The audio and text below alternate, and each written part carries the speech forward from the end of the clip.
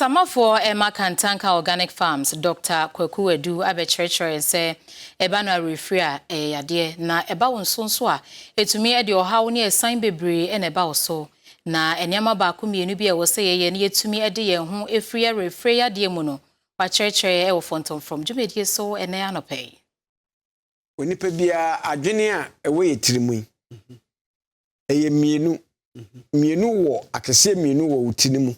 ena nketwa mienu wo watiko na de wo watiko no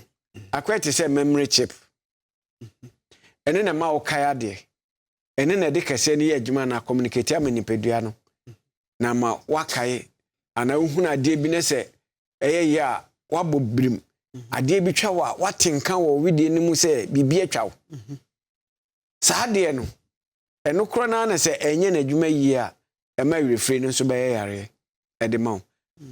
refre betimi amaka abo uwe be fi ho se wonam kwan wonam enye ka nko akeke wonam wa wani tua se gate ni na eye se ba bia woni nam no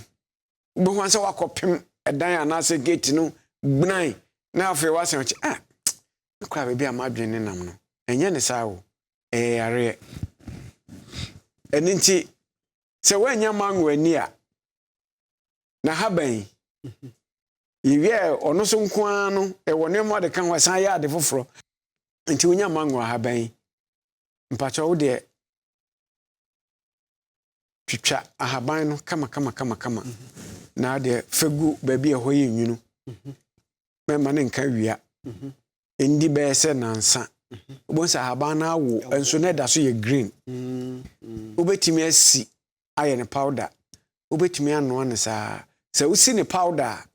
wodi nsuo no besi gya so amana huru ahura wie no na watoe ne wasa weni bi agum na wakata so be 5 minutes time no bonse ahaban no ahoɔden na bansuo no mu na wasone so yi ahaban ne na yi na agum no afrim na ka eduro na aba nsuo ma nsuo na asesa ne kala no na fe wanom wonom no na boawa ma wadwene na enye ohaw na aba ho na eyi saa de ne nyina afiri ho